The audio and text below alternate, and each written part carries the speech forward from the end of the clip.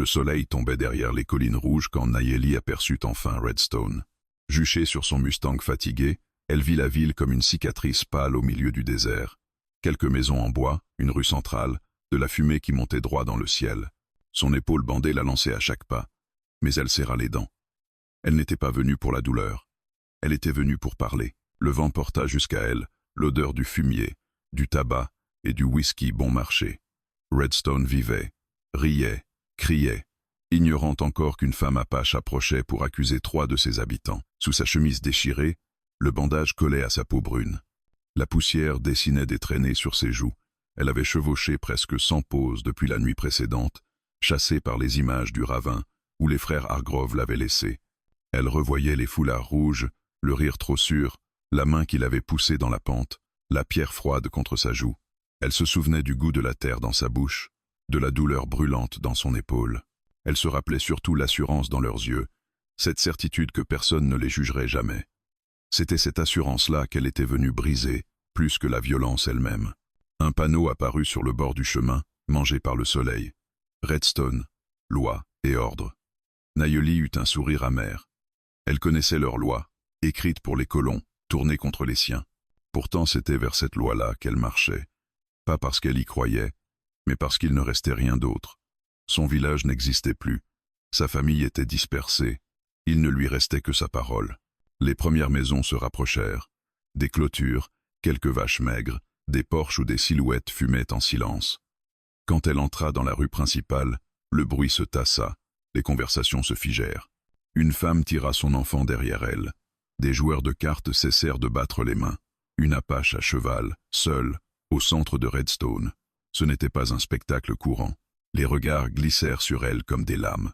Nayeli sentit ce mur invisible se dresser, fait de méfiance et de haine. Elle continua d'avancer, le menton haut. À gauche, le saloon laissait filtrer une musique éraillée.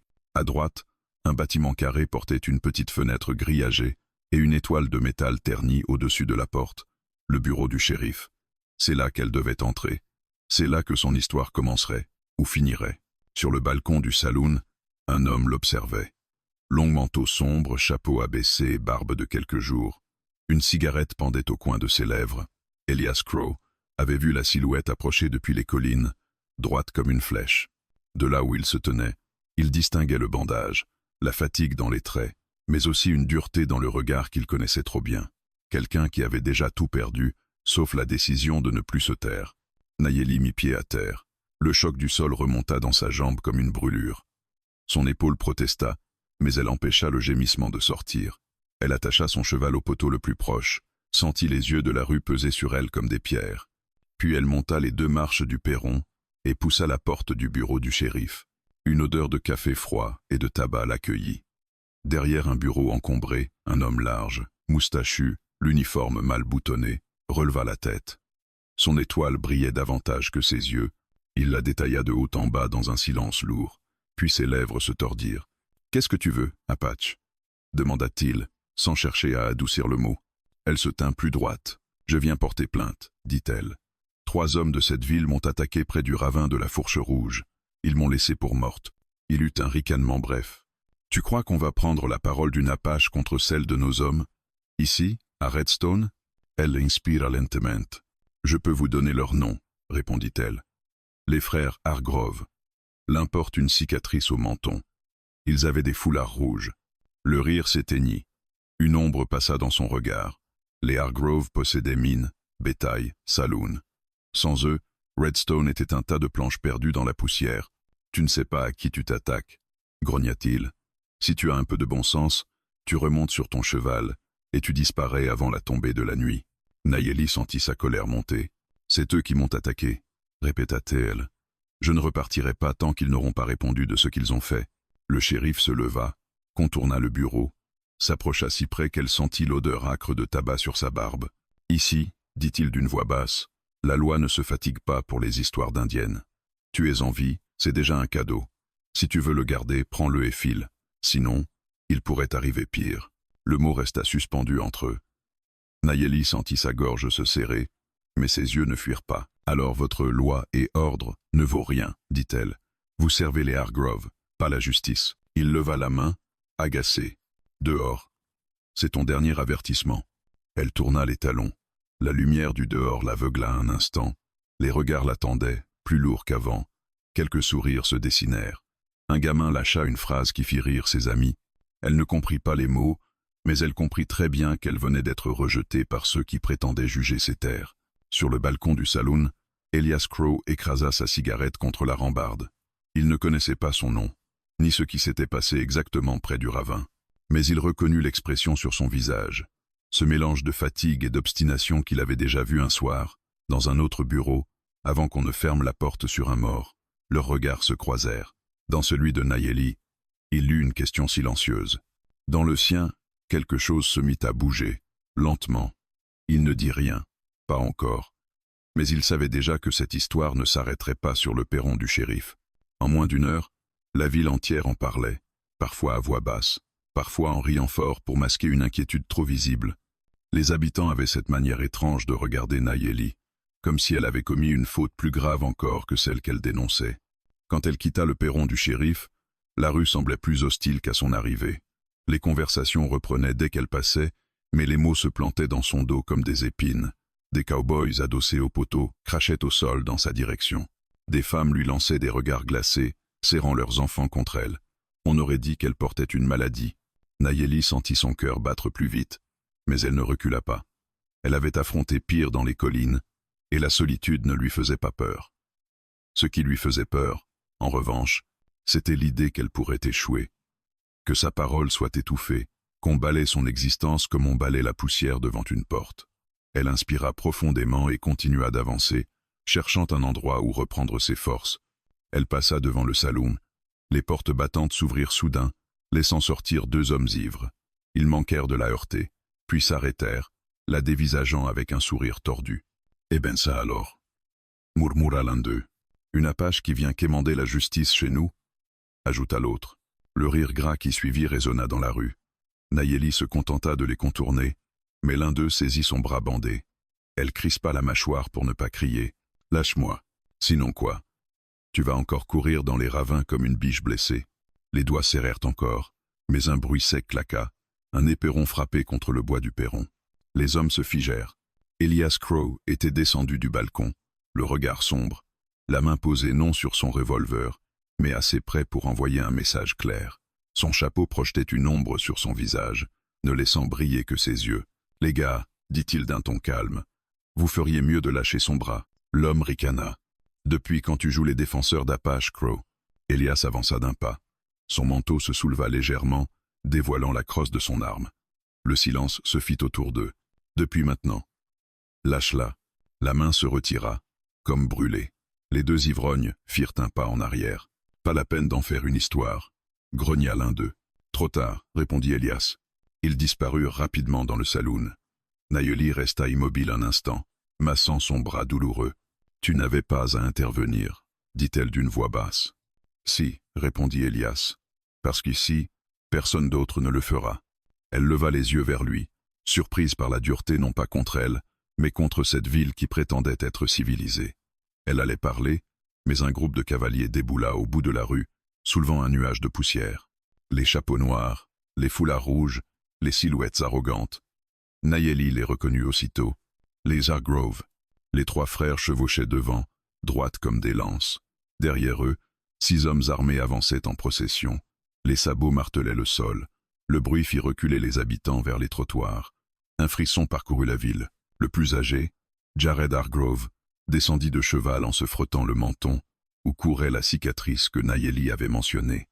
Son sourire était poli, trop poli. « Messieurs, dames, » lança-t-il, « j'apprends qu'une étrangère nous accuse de crimes graves. » Il se tourna vers Nayeli, l'examina comme une curiosité grotesque. « Toi, tu prétends qu'on t'a attaqué ?»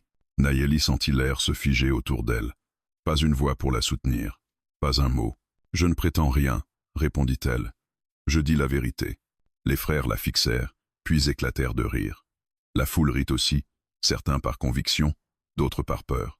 Le sol sembla se dérober sous ses pieds, mais elle tint bon. « Une apache qui accuse les Hargrove, » répéta Jared avec amusement. « On aura tout vu, » ajouta son cadet Lorne.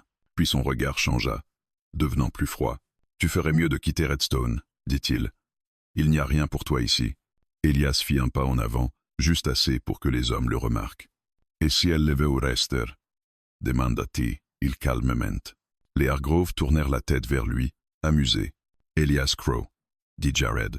« L'homme qui n'ouvre la bouche que pour commander un whisky. Peut être que je commence à en avoir marre du silence, répondit Elias. Un murmure parcourut la foule. Jared plissa les yeux. Tu crois cette femme? Elias soutint sans regard. Je crois que votre version ne tient pas debout. Les rires cessèrent net. On entendit le grincement du vent dans un panneau. Tu choisis ton camp très vite, cow-boy, grogna Lorne. Peut être que c'est le temps qui m'a manqué pour choisir avant. Nayeli observa Elias, déconcerté. Il ne prenait pas sa défense par pitié. Il ne la regardait même pas comme une apache. Il la regardait comme un être humain à qui on avait fait du mal et dont la parole méritait d'être entendue. Cela la troubla plus qu'elle ne l'aurait admis. Jared recula d'un pas, menaçante. T'interposer entre nous? Mauvaise idée. Très mauvaise. Tant mieux, répondit Elias. Un murmure choqué se répandit. Personne n'avait jamais parlé ainsi au Hargrove. La tension monta d'un cran. Une main glissa vers un holster. Elias ne bougea pas. Nayeli sentit sa gorge se serrer. Elle se prépara à n'importe quoi. C'est alors que la voix du shérif retentit derrière eux. « Ça suffit !» hurla-t-il. Pas de fusillade en pleine rue. Il se posta entre les deux groupes, essoufflé, nerveux. Les Hargrove n'ont rien à se reprocher, conclut-il brusquement. Et cette fille ferait mieux de déguerpir. Le coup porta plus fort qu'un poing. Nayeli sentit sa détermination vaciller un instant. Non seulement on la rejetait, mais on l'écrasait avant même qu'elle puisse se défendre. Elle fit un pas en arrière, puis un deuxième.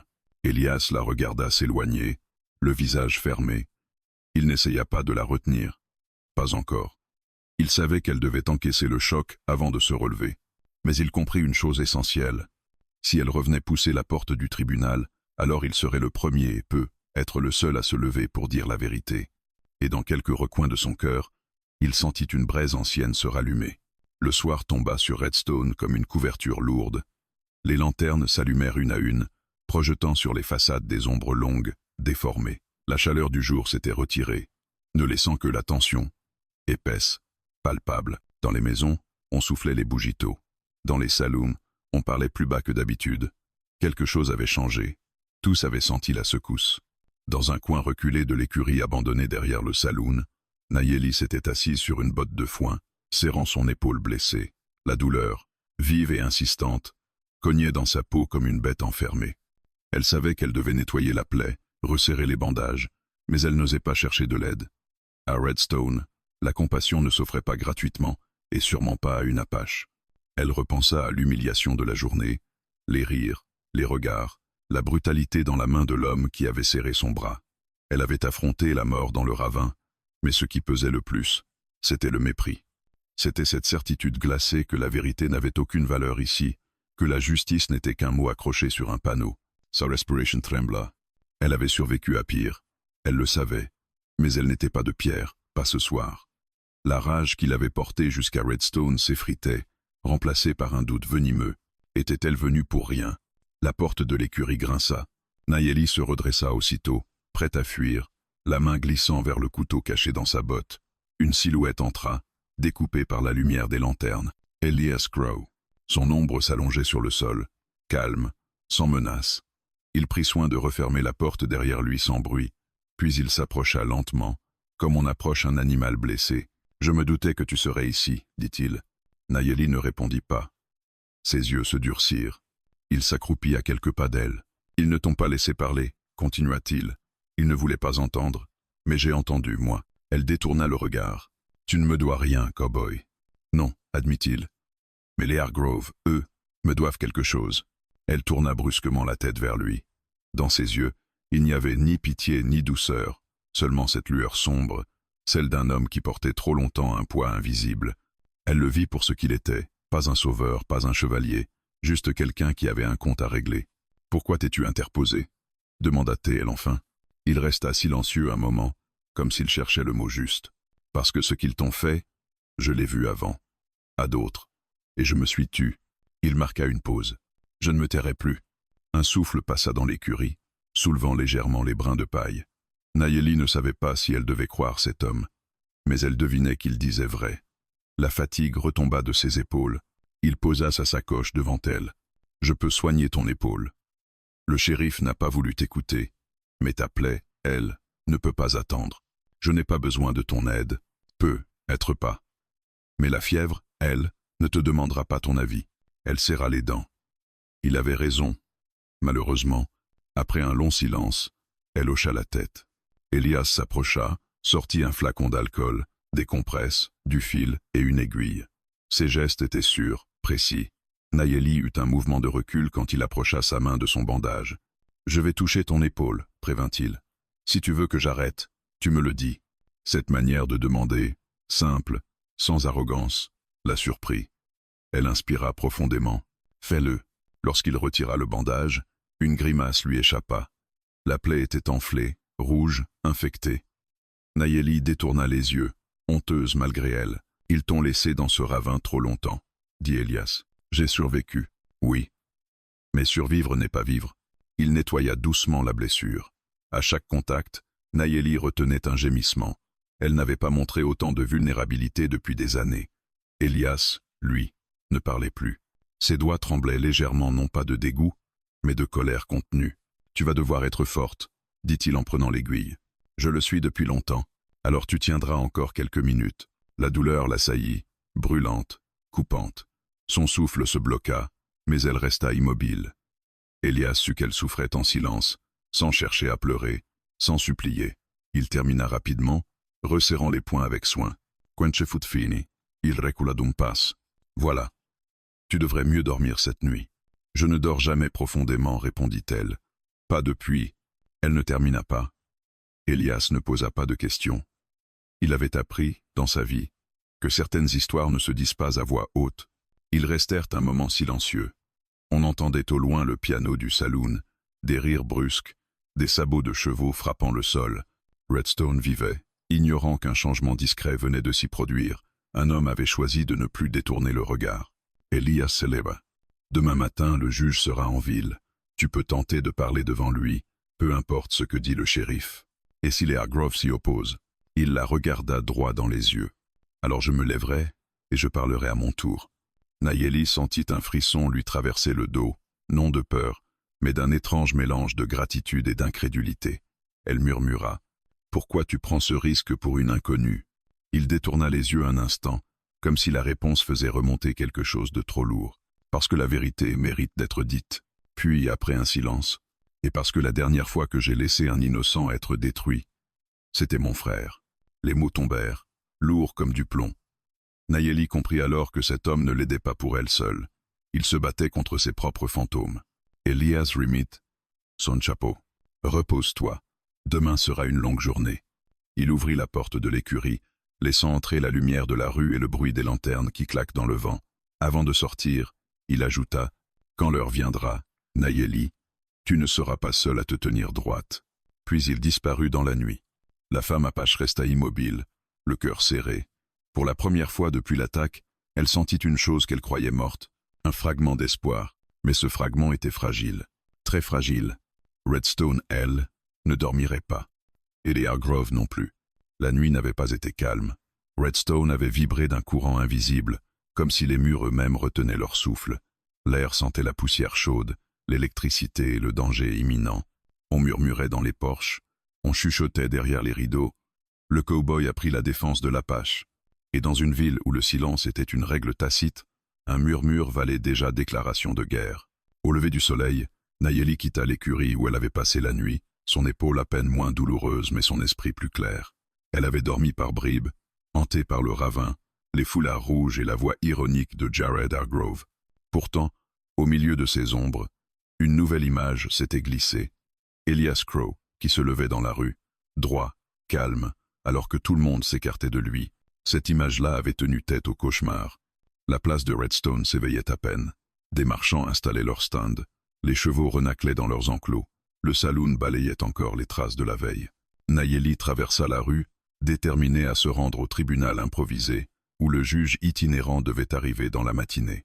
Mais elle ne fit que quelques pas avant d'entendre des bruits derrière elle, des voix basses, nerveuses. Elle tourna la tête.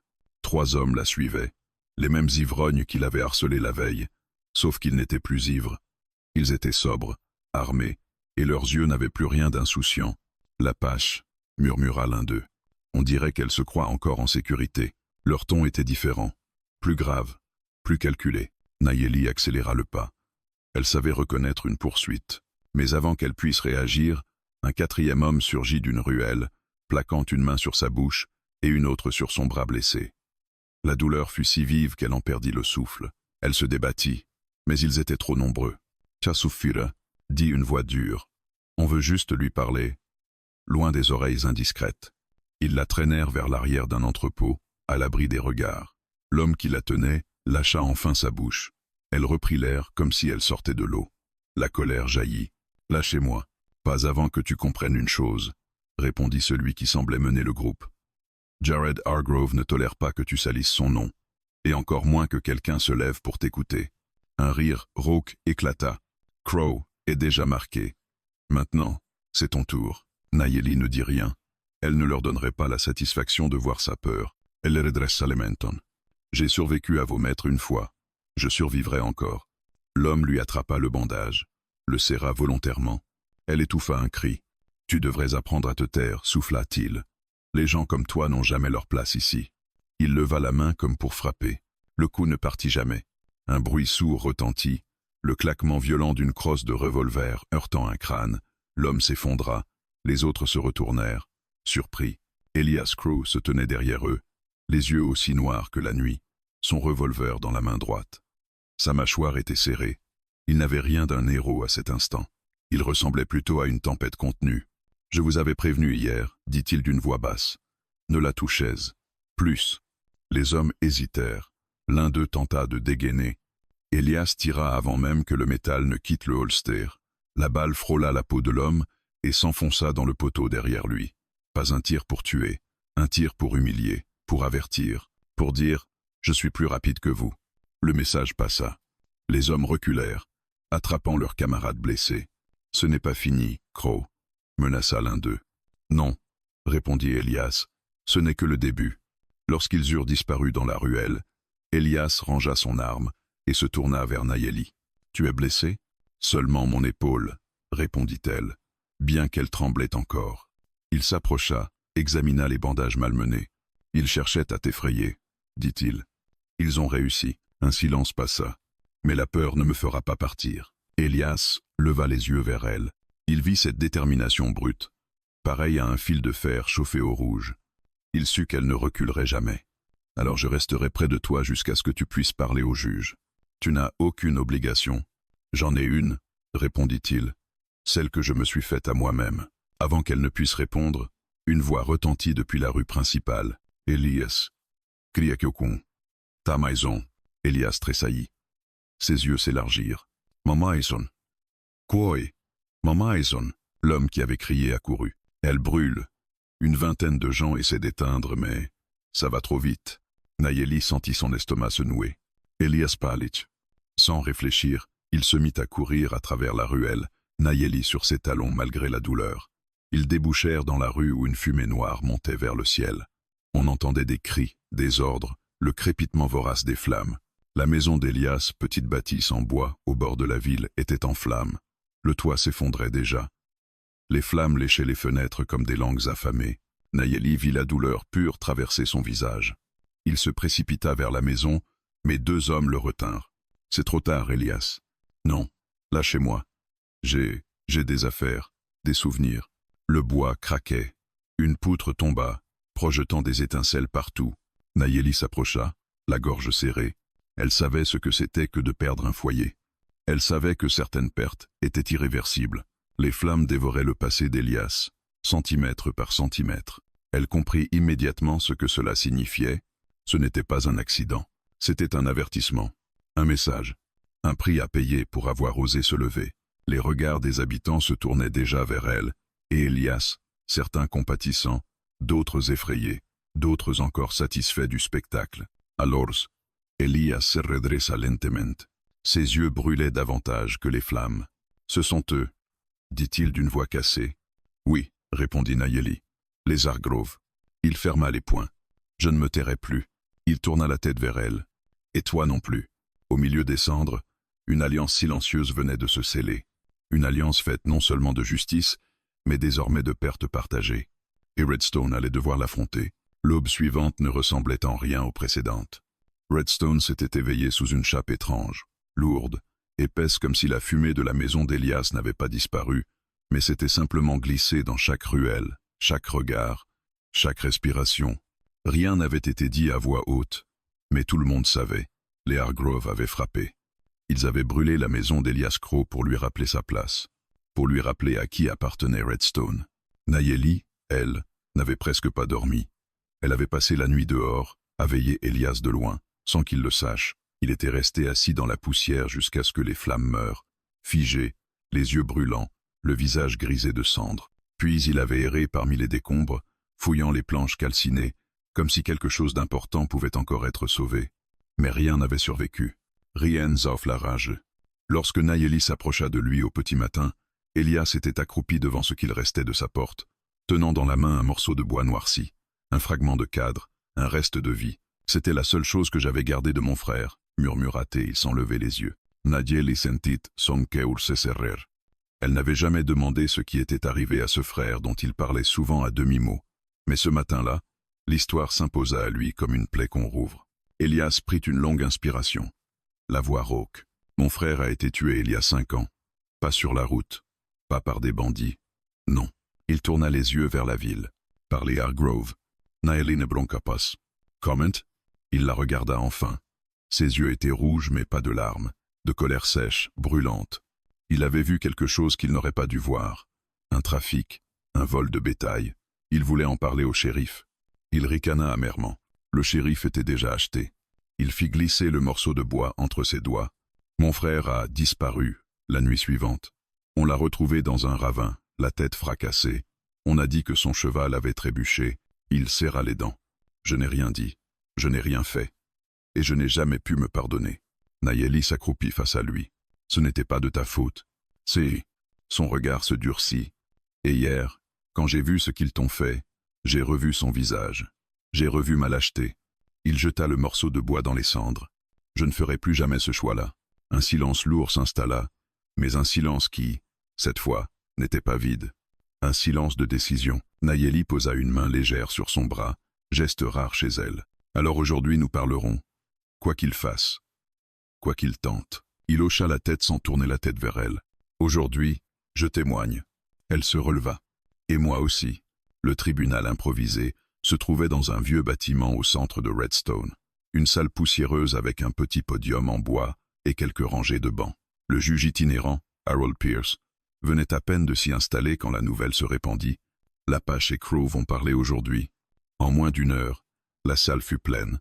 Des hommes armés, des femmes chuchotant, des enfants curieux, des mineurs couverts de poussière. Tous étaient venus. Non pas pour la justice, non. Redstone n'était pas ce genre de ville, mais pour le spectacle. Pour voir jusqu'où Elias Crow irait. Pour voir ce qu'il oserait dire. Pour voir si les Hargrove le laisseraient respirer une seconde fois. Lorsque Nayeli et Elias franchirent la porte de la salle, un silence étrange tomba. Pas un silence respectueux. Un silence de tension. Un silence de cordes tendues. Le shérif, placé à droite du juge, croisa les bras et les regarda avec dédain. « Vous êtes venus alors » grogna-t-il. « Je pensais que la nuit vous aurait mis un peu de bon sens dans le crâne. » Nayeli ignora la provocation. Elias aussi. Au premier rang, les Hargrove étaient assis comme s'ils assistaient à un théâtre. Jared avait posé son chapeau sur ses genoux. Lorne souriait ouvertement. Le plus jeune, Caleb, faisait tourner paresseusement une balle entre ses doigts, comme pour rappeler à tous qu'il n'avait jamais raté une cible. Le juge ajusta ses lunettes et tout sauta. « Bien. Je suis ici pour entendre une plainte déposée par... Il regarda son papier. « Nayeli. »« Nayeli » répéta-t-elle fermement. « Juste Nayeli. »« Très bien. Vous accusez 3 citoyens de Redstone d'agression et tentative de meurtre. C'est une plainte grave. » Il regarda la salle. « Je vous écoute. » Nayeli inspira. Ses mains tremblaient légèrement. Mais sa voix, quand elle parla, fut droite comme une lame. Ils m'ont attaqué près du ravin de la Fourche Rouge. Ils m'ont poursuivi, m'ont frappé, et ont tenté de me jeter du haut des rochers. Elle marqua une pause. Ce sont les frères Hargrove. Les murmures montèrent aussitôt. Certains riaient, d'autres se regardaient, nerveux. Jamais une Apache n'avait accusé des propriétaires blancs dans un tribunal. Le juge leva une main. « Avez-vous des témoins ?» Elias fit un pas en avant. « Moi. » La salle fut traversée d'un frisson. Jared Hargrove saw it. « Crow, tu es sûr de vouloir aller au bout ?» Elias l'ignora totalement. Il se tourna vers le juge. « Je les ai vus près du ravin. Je les ai vus poursuivre une figure. J'ai entendu un cri, et j'ai retrouvé des traces de lutte. » Il respira profondément. J'étais assez près pour reconnaître leur foulard rouge, assez près pour reconnaître leur voix. Son regard s'enfonça dans celui du juge. Je témoigne sous serment. Le juge sembla hésiter. Le shérif, lui, devint livide. Jared se leva lentement. Ce qu'il raconte est faux, dit-il d'un ton suave. Crow nous déteste depuis des années. Il invente. Il n'invente rien, répliqua Elias. Alors apporte des preuves, cowboy. Ricana Lorne. Parce que ta parole contre la nôtre. Crois-moi, la ville a déjà choisi. Elias ouvrit la bouche pour répondre, mais Nayeli posa doucement une main sur son bras. Laisse. Elle avança d'un pas. Je n'ai être pas de preuves matérielles, mais je suis encore en vie, et c'est déjà une preuve contre eux. Ses yeux se fixèrent sur les Hargrove. Si je mens, pourquoi aurait-il brûlé ta maison hier? Demanda-t-elle. Un choc parcourut la salle. Jared se figea. Lorne serra les poings. Le plus jeune cessa de jouer avec sa balle. Le juge pâlit. La maison a brûlé? Elias hocha la tête. Volontairement. Et tout le monde ici le sait. Le shérif se leva brutalement. Mensonge. Aucun rapport avec cette affaire. Crow cherche juste à attirer la sympathie. Mais les murmures dans la salle avaient changé. Plus de rire. Plus de certitude. Un doute s'infiltrait. Un doute dangereux. Le juge regarda autour de lui, mal à l'aise, puis ajouta « Je vais devoir prendre du temps pour examiner les témoignages. » Revenez cet après-midi. Jared se pencha vers Elias, un sourire glacial sur les lèvres. « Tu viens de franchir une ligne, cow-boy. Et quand on franchit cette ligne, on ne revient jamais vivant. » Elias ne répondit pas. Nayeli, elle, sentit une vérité s'imposer dans son cœur. Le combat venait à peine de commencer. Et la ville entière allait être témoin. La nouvelle de l'audience du matin s'était propagée partout comme une braise portée par le vent. À midi, Redstone grondait d'une agitation sourde. Dans les salons, on murmurait que Crow avait osé accuser les Hargrove en pleine audience. Dans les rues, on s'interrogeait. Le juge pourrait-il vraiment écouter une Apache? Personne n'y croyait vraiment, mais quelque chose, une fissure, s'était ouverte. Et les Hargrove l'avaient vu. Ils n'avaient plus peur. Ils étaient enragés. Le shérif, lui, avait passé la matinée à tourner en rond dans son bureau, écrasant cigarette après cigarette, se convainquant qu'il maîtrisait encore la situation. Mais même ses adjoints avaient remarqué son trouble. Jamais les Hargrove n'avaient été publiquement mis en cause. Jamais la salle du tribunal n'avait été autant divisée. Un courant électrique courait dans la ville. On attendait l'explosion. Ce fut Jared Hargrove qui la déclencha. L'après-midi arriva, chaude, sèche, poussiéreuse. Nayeli et Elias marchaient d'un pas lent vers la salle du tribunal. Chaque mètre parcouru faisait grimper la tension. Plusieurs hommes s'arrêtèrent quand ils les virent passer. Certains se contentèrent de les regarder. D'autres se mirent à rire pour masquer leur malaise. D'autres encore leur jetèrent des insultes à voix basse. Mais personne n'osa les toucher. Pas après ce qu'Elias avait fait ce matin. Pas après l'incendie de sa maison. Pas après ce silence lourd qu'on sentait partout. Nayeli sentait son cœur battre dans sa poitrine, mais son regard restait fixe, décidé. La nuit précédente, elle avait douté. Maintenant, elle ne doutait plus. Ce qui la terrifiait, ce n'était plus l'injustice, mais la violence sourde qui montait, implacable, prête à engloutir toute la ville. Elias avançait à côté d'elle, le visage fermé. Il n'avait pas dormi plus qu'elle. La colère lui dévorait les entrailles. Son passé, jusque-là enfoui, remontait à la surface comme une bête qu'on réveille. Il n'avait plus l'impression de se battre seulement pour elle. Il se battait contre une ville entière qui avait laissé mourir son frère et qui avait brûlé sa maison sans hésiter. Quand ils approchèrent du tribunal, ils virent qu'une foule s'était réunie à l'extérieur. Beaucoup trop de monde. Des hommes armés, des femmes nerveuses, des mineurs au regard sombre.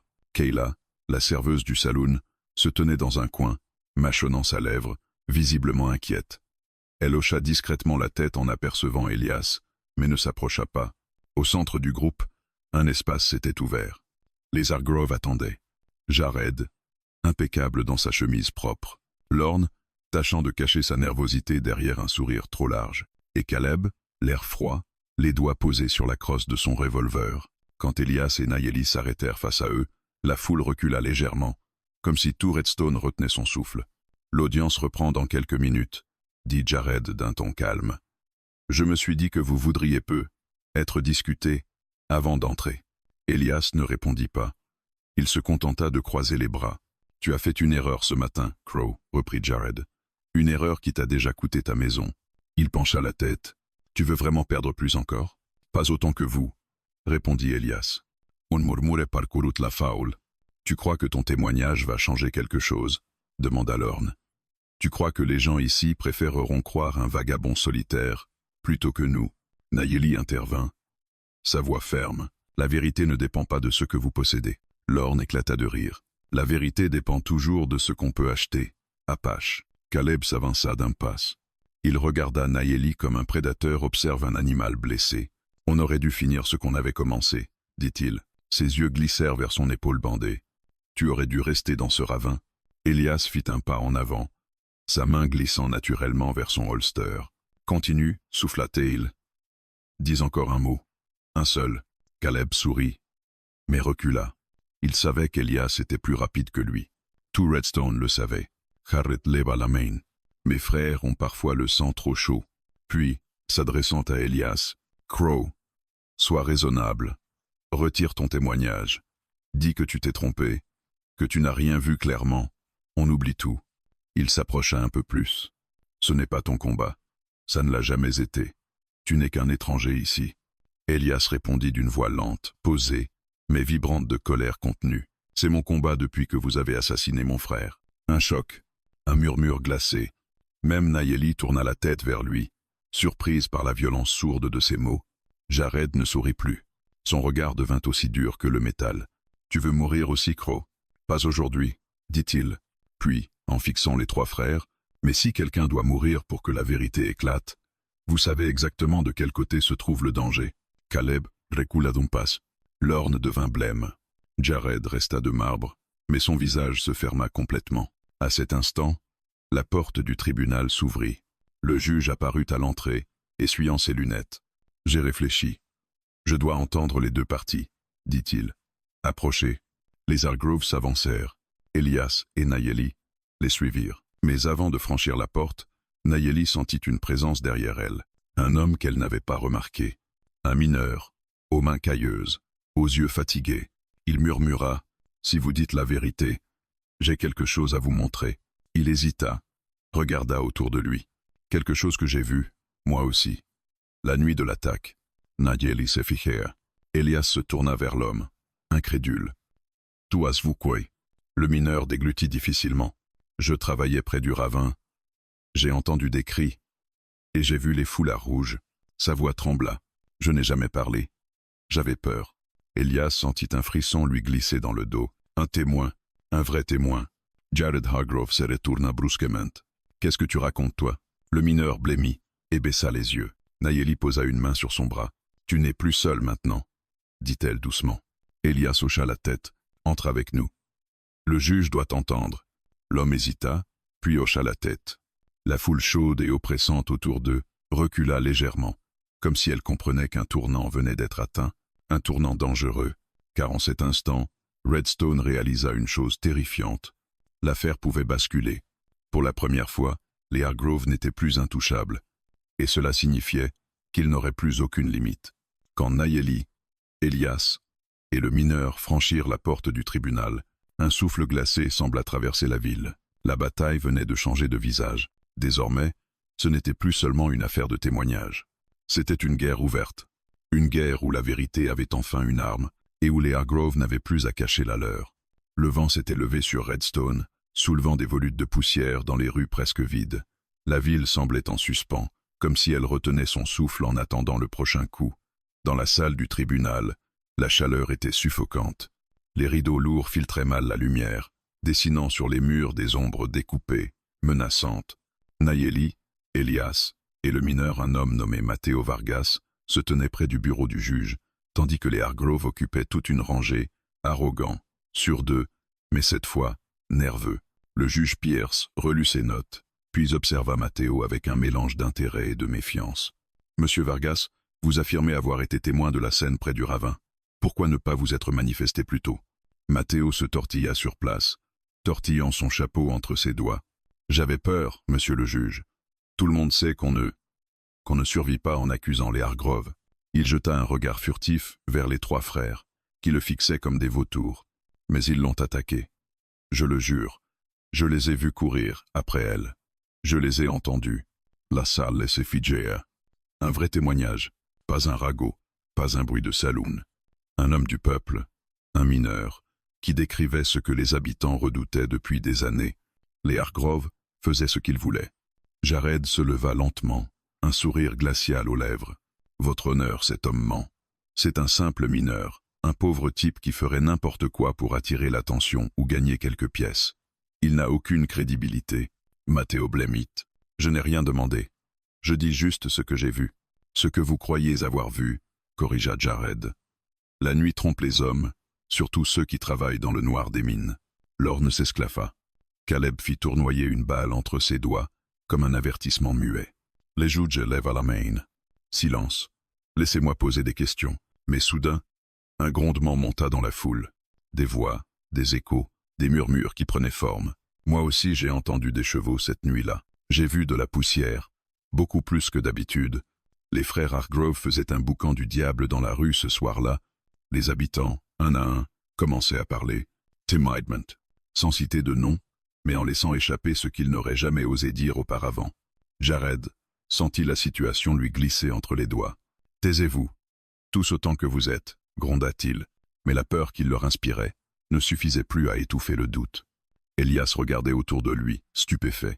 Nayeli sentit une chaleur nouvelle lui traverser la poitrine. Elle ne s'attendait pas à un soutien aussi fragile soit-il, mais Redstone commençait à bouger. Le juge, déstabilisé par cette énergie nouvelle, s'éclaircit la gorge. Je vais devoir examiner plus sérieusement ces informations. Je demande. Il ne termina jamais sa phrase. Un fracas violent explosa contre la porte du tribunal. Un bruit sec, métallique, puis un deuxième, un troisième. La foule se retourna d'un bloc. La porte s'ouvrit comme sous l'effet d'une tempête. Une douzaine d'hommes armés envahirent la salle, fusils levés, visages masqués de foulards rouges. Les hommes des Hargrove, leur armée privée. La panique éclata. Des gens crièrent, d'autres se jetèrent sous les bancs. Le juge recula si vite qu'il faillit renverser sa propre chaise. Jared ne sourit plus. Il ne jouait plus à l'homme respectable. Personne ne quitte cette salle, déclara-t-il d'une voix qui résonna dans le chaos. Caleb et Lorne se levèrent, armes en main. Elias se plaça instinctivement devant Nayeli et Matteo. « Restez derrière moi », murmura-t-il. Le shérif tenta de protester. « Jared, vous ne pouvez pas faire ça. Pas ici. » Jared se tourna vers lui, lentement. « Assieds-toi, shérif. C'est toi ou nous ?» Le shérif avala sa salive, regarda autour de lui, puis s'assit. Nayeli sentit une vague de dégoût. Jared reprit, sa voix glacée résonnant dans les poutres. « Cette audience est annulée. Ce procès n'aura pas lieu. » Il désigna Nayeli du doigt. « Cette femme est une menteuse. » Puis Elias. « Et lui, un traître. » Enfin Matteo. Quant à ce mineur, il a signé son arrêt de mort. Matteo trébucha en arrière, paniqué. Les hommes armés s'avancèrent. Elias dégaina. « Si vous tirez, dit-il d'une voix basse, quelqu'un mourra. Peut être moi, peut être d'autres. » Il avança d'un pas. « Mais je jure devant tout le monde ici que je n'irai pas seul dans la tombe. » Jared sourit, un sourire sans joie. « Tu n'es pas assez rapide pour tous nous abattre, Crow. »« Teste-moi, » répondit Elias. La tension devint si dense que l'air semblait vibrer. Chaque homme armé pointait son fusil. Chaque habitant retenait son souffle. Chaque seconde menaçait de déclencher une fusillade qui ravagerait toute la ville. Alors, Nayeli fit quelque chose qu'aucun d'eux n'attendait. Elle avança, d'un pas lent, un pas calculé, un pas rempli d'une force qu'aucun d'eux ne comprenait. « Jared Hargrove, dit-elle d'une voix claire, tu peux tuer des innocents, tu peux incendier des maisons, tu peux acheter des témoins. » Elle s'arrêta, face à lui. Elle le regarda dans les yeux. « Mais tu ne peux pas éteindre la vérité. » Elle posa la main sur son bandage, haut dans sa douleur. « Parce que moi, je suis encore en vie. Et tant que je vis, tu ne me feras jamais taire. » Jared resta figé. Ces hommes aussi. Quelques secondes, une éternité. Elias sentit un frisson lui traverser la colonne vertébrale. Cette femme, seule, blessée, humiliée, traitée comme moins qu'un être humain, venait de se dresser devant les plus puissants criminels de Redstone. Et elle ne tremblait même pas. Puis, quelque chose d'impossible se produisit. Dans la foule, une voix se leva, puis une autre, puis une autre. Laissez-la parler. On veut entendre la vérité. Ah cesse. Les habitants, les mêmes qui se taisaient depuis des années, les mêmes qui avaient peur, les mêmes qui baissaient les yeux, ils se levaient. Jared Poulet. La situation lui échappait. Pour la première fois, il regarda ces hommes. On se retire, grogna-t-il. Les hommes masqués reculèrent, fusil encore levé, mais reculant quand même. Les Hargrove suivirent. Juste avant de sortir, Jared lança un regard noir à Elias. Tu viens de condamner cette ville, puis à Nayeli. Et toi, tu ne verras pas le prochain lever du soleil. La porte claqua, et la salle entière resta figée dans un silence vibrant, effrayé, et pourtant étrangement nouveau. Pour la première fois, Redstone avait osé s'opposer aux Hargrove. Pour la première fois, Nayeli sentit que la ville commençait à peine à se tenir droite. Mais la guerre venait vraiment de commencer. Et la nuit qui approchait serait la plus dangereuse de toutes. Le soleil déclinait lentement derrière les collines rouges, projetant sur Redstone une lumière cuivrée qui faisait scintiller chaque grain de poussière suspendu dans l'air. Mais cette beauté fragile n'adoucissait rien. La ville entière vibrait d'une tension nouvelle, presque électrique. Après la confrontation au tribunal, un silence étrange avait envahi les rues. Un silence lourd, un silence d'avant-tempête. Nayeli, Elias et Matteo s'étaient réfugiés dans la petite grange abandonnée à l'arrière de la rue principale, celle où Nayeli avait passé sa première nuit. Ils n'osaient pas rester trop visibles. Les Hargrove étaient partis pour l'instant, mais tout le monde savait qu'ils n'avaient pas renoncé. Pas avec leur fierté, leur pouvoir, leur violence. Ils reviendraient. La seule question était... Quand Nayeli s'assit contre une poutre, la respiration encore tremblante. Elle avait affronté la foule, elle avait affronté les armes, elle avait affronté Jared Hargrove lui-même. Mais son corps, lui, était à bout de force. Son épaule la lançait, sa fièvre montait, et l'adrénaline qui avait tenu son esprit debout commençait à retomber. Elias observait la rue depuis une ouverture dans la paroi de la grange. Ses yeux, d'ordinaire calmes, brûlaient d'une inquiétude qu'il essayait de masquer. Il se repassait la scène dans le tribunal encore et encore les fusils, les masques rouges, la violence prête à exploser. Et il savait une chose avec certitude, il n'avait fait que gagner du temps. Matteo, quant à lui, tremblait toujours. Ses mains n'arrivaient pas à se calmer. « Je n'aurais jamais dû parler », murmura-t-il. « Ils vont me tuer.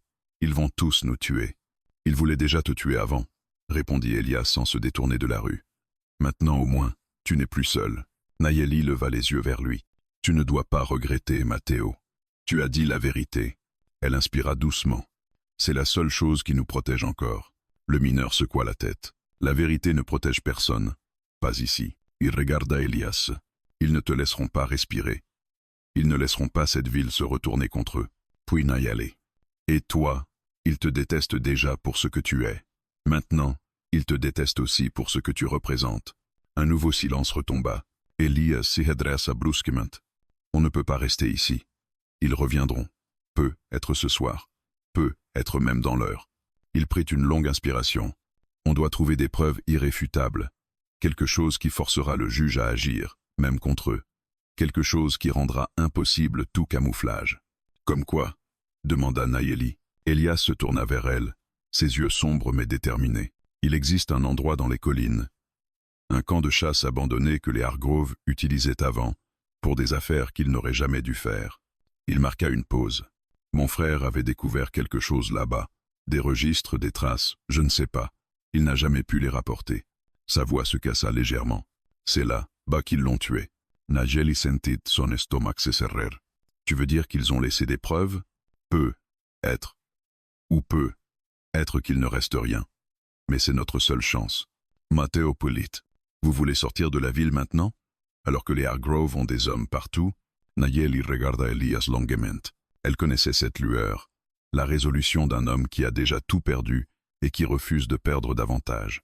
Elle hocha la tête. « Nous partons ce soir, après la tombée de la nuit. » La nuit arriva comme une bête silencieuse, enveloppant Redstone dans une obscurité qui semblait presque vivante. Les lanternes des rues vacillaient.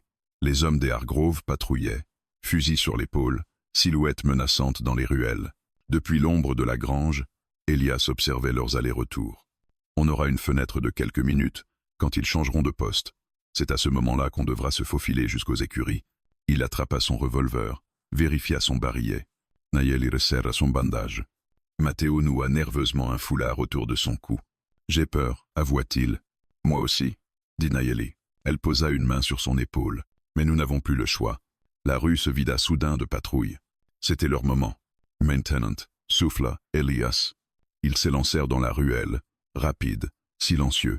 Chaque pas semblait résonner comme un tonnerre à leurs oreilles. Chaque ombre pouvait cacher un ennemi. Ils atteignirent les écuries sans encombre. Elias décela 2 chevaux. Matteo prit le 3e. Nayeli monta en silence, ses muscles protestants. « On va contourner Redstone par le ravin, » dit Elias. « On évite la route principale. » Il jeta un dernier regard vers la ville. Avec un peu de chance, ils ne remarqueront notre absence que demain matin. Ils s'élancèrent au galop. La nuit les engloutit. Les collines rouges étaient d'un silence étrange, presque sacré. La lune éclairait les rochers d'une lumière pâle, dessinant des silhouettes spectrales. Nayeli sentait chaque pas du cheval vibrer contre sa blessure, mais elle ne ralentit pas. Elias ouvrait la marche. Il connaissait ce chemin par cœur. Il l'avait parcouru autrefois, à la recherche de son frère disparu. Ils descendirent un ravin, contournèrent un bosquet sec, puis s'enfoncèrent entre 2 falaises étroites. L'air se refroidit. Le silence devint encore plus dense. « Nous y sommes » murmura Elias. Ils s'arrêtèrent au pied d'un éperon rocheux. Devant eux, à demi camouflée par la végétation sèche, une petite cabane abandonnée se tenait là sombre, silencieuse, presque engloutie par la nuit. Nayeli sentit un frisson lui parcourir le corps. « C'est ici qu'ils ont ?» Elias hocha la tête, les yeux assombris. « Oui, c'est ici qu'ils l'ont tué. » Matteo déglutit. « Et c'est ici que tu penses trouver des preuves, s'ils n'ont pas tout détruit. » Ils mirent pied à terre. Elias poussa la porte. Elle grinça, sinistre, comme si elle n'avait pas été ouverte depuis des années. L'intérieur était plongé dans l'obscurité. Elias alluma une lanterne. La lumière révéla un chaos figé, des caisses renversées, des bouteilles cassées, des traces anciennes de lutte, des outils de chasse, et, dans un coin, une vieille malle en bois brisée, ouverte, vide. Nayeli sentit son cœur se serrer. Ils ont tout pris. Elias inspira profondément, puis remarqua quelque chose. Attends. Il s'accroupit, la main glissant sous une planche du sol. Puis il tira. Un morceau de plancher se souleva, et sous ce plancher, un sac en toile, jauni, caché depuis longtemps. Matteo écarquilla les yeux. Par tous les dieux, Elias ouvrit le sac. À l'intérieur, des feuilles tachées, des registres, des cartes, des listes, des noms, des transactions, des dates, des montants, des preuves irréfutables que les Hargrove volaient, trafiquaient, corrompaient, assassinaient. Depuis des années, Nayeli sentit ses jambes se dérober. « Elias, ton frère. Il avait trouvé tout ça ?»« Oui, murmura-t-il. Ça vaut que c'est brisa. Et ils l'ont tué pour ça. » Nayeli posa une main sur sa joue. Elias releva la tête. Dans ses yeux, une lueur nouvelle brillait. « On rentre à Redstone, dit-il. » Sa voix était calme, mais ferme. Cette fois, ils ne pourront plus nous faire taire. Dans la nuit noire, la lanterne éclairait leurs visages, épuisés, meurtris, mais unis par quelque chose de plus fort que la peur. Ce qu'ils tenaient entre leurs mains n'était pas juste des preuves. C'était une bombe. Et au matin, Redstone allait exploser. La nuit s'effila lentement, tissant un voile gris sur les collines rouges. Quand les premiers rayons du matin effleurèrent les rochers, Nayeli, Elias et Matteo avaient déjà repris la route vers Redstone. Le sac de preuves était attaché à la selle d'Elias, solidement noué, comme si leur vie entière dépendait de ces documents, et c'était le cas. Le vent d'aube sifflait contre leurs visages, apportant l'odeur de poussière et d'herbe sèche. Aucun d'eux ne parlait. Le silence n'était pas un choix, c'était une nécessité, une concentration, une tension prête à éclater. Elias gardait les yeux fixés sur l'horizon, son revolver à portée de main. Nayeli supportait sa blessure sans se plaindre. Matteo priait sans bruit, murmurant parfois un nom, un souvenir, une peur. Redstone apparut enfin, petite tache pâle au pied des collines. Une ville ordinaire, en apparence, mais aujourd'hui, elle était un volcan, prête à trembler, prête à se fissurer. À mesure qu'ils approchaient, quelque chose d'inquiétant devint évident. La ville était trop calme, trop silencieuse. Pas de rire près du saloon, pas de sabots frappant la terre. Pas de voix familière des marchands ouvrant boutique. Les rideaux étaient tirés sur chaque fenêtre, les portes fermées. Matteo frissonna. « Ils savent, murmura-t-il. Oui, les Hargrove savaient que quelque chose leur échappait, et ils n'étaient pas du genre à attendre. Ils agissaient toujours en premier, toujours sans pitié. Elias se pencha légèrement sur sa selle. On va entrer par l'arrière du tribunal. On doit parler au juge avant eux. Mais lorsqu'ils atteignirent la place centrale, un choc les arrêta net. La place était remplie. Hommes, femmes, enfants, tous rassemblés, mais aucun ne parlait. Chaque visage était fermé, inquiet, fébrile. Et au centre, les Hargrove. Jared se tenait droit comme un marbre. Lorne marchait nerveusement, une carabine à la main. Caleb, immobile, fixait la rue d'où venaient Elias et les autres. Quand Jared les aperçut, un sourire lent, cruel, se dessina sur son visage. Les voilà. Sa voix porta dans le silence. Les héros de Redstone. Nayeli sentit. Son cœur se contracter. La foule s'écarta sans un mot, laissant un couloir entre eux et les Hargrove. Un couloir de jugement, de peur, de désespoir, mais pas de soutien. Pas cette fois. Elias descendit de cheval lentement, sans quitter Jared des yeux. « On ne veut pas se battre, dit-il. Nous voulons parler au juge. » Jared haussa un sourcil. « Oh, mais le juge !» Il se tourna légèrement, et derrière lui, une vision glaçante apparut. Le juge Harold Pierce était là, tenu en joue par deux hommes masqués. Sa lèvre était fendue. Ses mains tremblaient. « Le juge ne parlera plus pour toi, Crow, » dit Jared. « Laissez-le partir, » s'écria Matteo. « Il partira, » répondit Lorne en ricanant. « Mais seulement après avoir annulé toute audience concernant cet Apache et ton ami le cow-boy. » Elias sentit la colère monter, brûlante, violente. Mais Nayeli posa une main sur son bras. « Passe maintenant. » Jared s'avança d'un pas. « Vous savez, » dit-il, « j'admire votre audace. Vraiment, venir jusqu'ici, même blessée, même détruite, pour une chimère, la justice. » Il ricana. « Il n'y a pas de justice dans ce monde, femme Apache. Seulement le pouvoir. » Nayeli s'avança. Malgré la douleur, malgré la fatigue. « Et toi, Jared Hargrove, tu n'as plus le pouvoir. » Elle sortit doucement, lentement, le sac attaché à la selle d'Elias. « Parce que nous avons trouvé ce que ton frère a essayé de cacher. » Elle le fixa droit dans les yeux. L'épreuve, un frisson parcourut la foule. Même les enfants sentirent que quelque chose venait de changer. Jared ne souriait plus. Lorne Hippolyte. Caleb resserra sa prise sur son arme. « Tu mens. Va dire ça au juge, » répondit Elias. Le juge, malgré sa peur, leva les yeux vers eux. Une étincelle brilla dans son regard. Il avait compris. Une seconde, juste une seconde, mais suffisante pour montrer qu'il était encore vivant et qu'il voulait agir. Jared le vit. « Tu es laid. » Ce fut comme une explosion. Caleb leva son revolver. Lorne rechargea sa carabine. Les hommes masqués tirèrent le juge au sol, l'empoignant par le col. Le chaos éclata sur la place. Des cris, des chevaux affolés, des habitants fuyant dans tous les sens. Elias tira la première. Son tir frappa l'arme de Caleb, la faisant voler.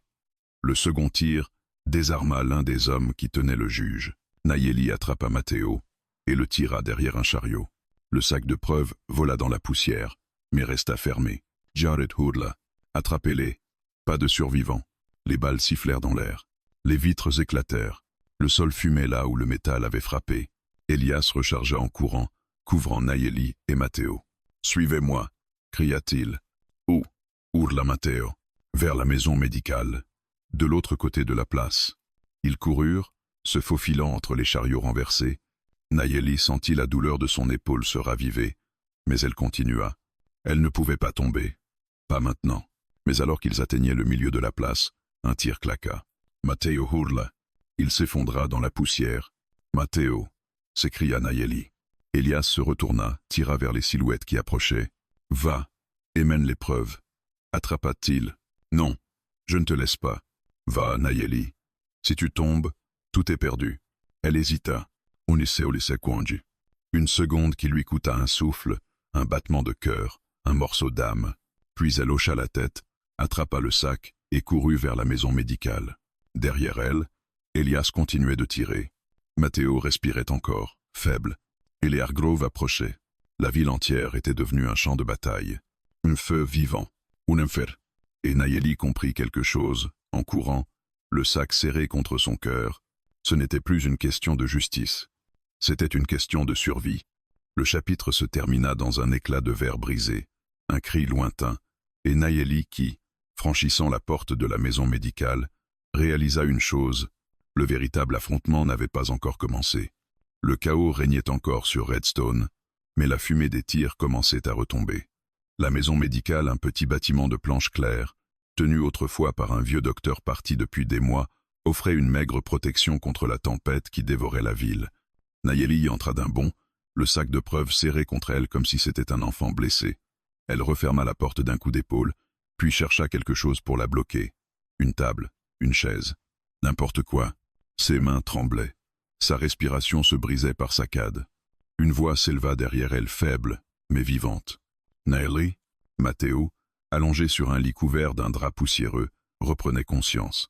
Elias l'avait traîné jusque-là quelques instants plus tôt, avant de retourner dans la rue pour retenir les Hargrove. Son souffle était sifflant, sa chemise imbibée de sang. Mais il était vivant. Nayeli posa le sac au sol et accourut vers lui. « Matteo, ne bouge pas. » Yavis. Elle s'interrompit, étonnamment. Quelqu'un avait déjà commencé à bander la plaie du mineur. Une silhouette âgée se redressa dans l'ombre. Le vieux docteur, Harris. Elle ne l'avait pas vu depuis des années.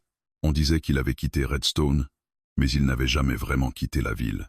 Il regarda Nayeli d'un air sévère, presque réprobateur. « Tu m'as réveillé en faisant ce boucan, dit-il. » Sa voix, râpeuse, ne manquait pourtant pas de chaleur. « Il va vivre. Si vous ne m'amenez pas toute une armée de dégénérés sur le dos avant que j'aie terminé. » Nayeli ferma les yeux une seconde, soulagée. « Merci, docteur. » Harris haussa les épaules. « On ne remercie pas un homme pour avoir fait ce qui est juste. » Ce mot « juste » résonna en elle avec un poids immense. La porte vibra soudain, frappée de l'extérieur. « Ouvrez !» hurla une voix. « On sait que vous êtes là. » Nayeli sursauta. Matteo gémit. Le docteur se figea. Les Hargrove. Ils avaient cessé de tirer, ce qui signifiait qu'ils étaient en train de resserrer leur étau, lentement, méthodiquement. Ce qu'ils préféraient, la chasse, pas la fusillade. Nayeli attrapa le sac de preuves et le tint contre sa poitrine. Puis elle souffla. « On doit sortir avant qu'ils enfoncent la porte. »« Tu es folle ?» répliqua le docteur. « Il y en a 10, peut être 15. Alors dites-moi une autre solution. » Il n'en avait aucune. Avant qu'ils ne répondent, un bruit retentit derrière eux. Une planche de la paroi arrière bougea, comme actionnée de l'extérieur. Nayeli leva son couteau, prête à frapper. Mais une voix familière murmura. « C'est moi, Elias. » Il passa la tête dans l'ouverture, couvert de poussière, le chapeau écrasé, la chemise lacérée par une balle qui avait frôlé son épaule. Mais il souriait un sourire bref, épuisé, mais vivant. « Il nous reste une chance, » dit-il. « Uniseoli. » Il agrandit la brèche dans la paroi. Derrière, un étroit couloir entre deux maisons s'ouvrait, invisible depuis la rue principale. « Le juge Pierce m'a dit de vous rejoindre ici, » murmura Elias. « Il connaît un passage sous la mairie, un tunnel, creusé pendant les années de guerre. » Il se tourna vers Nayeli. « Si on y arrive, on pourra sortir la vérité en public, devant tout le monde, avant qu'ils ne s'en aperçoivent. » Nayeli sentit son cœur bondir. « Le juge est libre ?» ?»« Oui. » Il s'est échappé pendant la confusion. Il ajouta, plus sombre, et il est prêt à témoigner contre eux. Un espoir fragile, mais réel se fraya un chemin dans sa poitrine. « On doit y aller, » dit-elle. Le docteur hocha la tête. « Je m'occupe du garçon. Il ne peut pas marcher. » Il désigna Matteo. « Emmenez la vérité, où elle doit aller. » Nayeli posa une main sur Matteo. « On reviendra, promit-elle. »« Faites-les tomber, » souffla-t-il. Elle hocha la tête et suivit Elias dans le passage. Le couloir, entre les maisons, était si étroit qu'il devait avancer de profil. Les planches et les briques étouffaient les bruits de la place, mais pas les voix lointaines. Fouillez chaque bâtiment. Ne les laissez pas sortir de la ville. Trouvez la femme Apache et le traître. Nayeli trembla, mais Elias lui prit brièvement la main. On est presque arrivé. Ils débouchèrent derrière la mairie, un bâtiment trapézoïdal dont les fondations étaient plus anciennes que tout Redstone. Le juge Pierce les attendait là, dissimulé dans l'ombre. « Vite !» dit-il. Ils ratissent la rue sud. Elias l'aida à ouvrir une trappe dissimulée sous un tas de tonneaux. Une odeur de pierre humide en monta. Nayeli descendit la première, Serrant le sac, Elias suivit. Puis le juge referma la trappe derrière eux. Le tunnel était sombre, froid, silencieux et terriblement étroit. Ils avançaient à la lumière tremblante d'une petite lanterne. Les pas résonnaient faiblement. « Où se lamentait-il » demanda Nayeli à voix basse. « Sous l'estrade de la place centrale » répondit le juge. « Là où les annonces publiques sont faites. » Elias comprit avant elle. « Là où tout le monde peut entendre. » Le juge hocha la tête. « Si on lit ces preuves devant toute la ville, s'il voit les registres, les signatures, les transactions, les Hargrove ne pourront plus réduire au silence toute une ville en même temps. » Nayeli sentit un frisson la parcourir. Peut être que... Oui, c'était la seule chance. Le tunnel déboucha sur une échelle de fer. Le juge souffla. « Nous y sommes. » Elias monta en première. Puis Nayeli. Puis le juge. Ils débouchèrent, sous l'estrade de la place publique. Par les interstices des planches, Nayeli vit les silhouettes des habitants rassemblés en masse, et les Hargrove, au centre, criant des ordres, cherchant des coupables, menaçant la foule.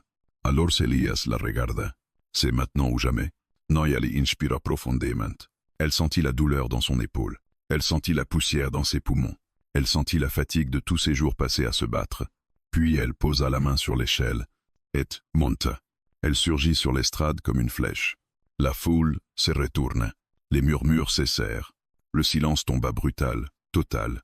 Nayeli tenait le sac de preuves levé au-dessus de sa tête. Habitant de Redstone. Sa voix, claire, vibrait comme une cloche de fer. La vérité est ici. La vérité que les Hargrove ont essayé d'enterrer pendant des années. Jared pivotait déjà, la rage dans le regard. « Tu l'as » hurla-t-il. Tirait. Mais Elias jaillit à son tour sur l'estrade, revolver dégainé, prêt à tirer sur le premier qui ferait un geste. Personne ne bouge. Le juge monta derrière eux, brandissant un registre. Ces documents prouvent vol, extorsion, meurtre, corruption. Heurtaient l'attaque de Nayeli. On crie c'est quoi la foule. Les Hargrove reculèrent. C'est faux, beuglait Jared. Des mensonges, des... Mais sa voix se perdit dans un brouhaha immense, comme une digue qui cède. Les habitants avançaient, en masse, en silence d'abord, puis en clameur. Asses, justice, asses de vos crimes. Jared essaya de fuir. Caleb tenta de tirer. Elias le désarma d'une balle dans la main. L'orne fut plaqué au sol par des mineurs enragés. Et Nayeli. Nayeli resta debout au centre de l'estrade, le sac ouvert, les preuves étalées devant la ville entière. Son corps tremblait, mais pas de peur. The accomplissement. Redstone grandate. Redstone hurlate. Redstone se levait enfin. Elias s'approcha d'elle. C'est fini, dit-il doucement. Elle secoua la tête, les yeux brillants. Non. Elle regarda les Hargrove, enfin à terre. Maintenant, la justice commence. Et dans le tumulte, dans la poussière, dans le bruit de la ville qui se libérait enfin, Elias prit sa main. Elle laissa faire. Le soleil se levait sur une Redstone nouvelle.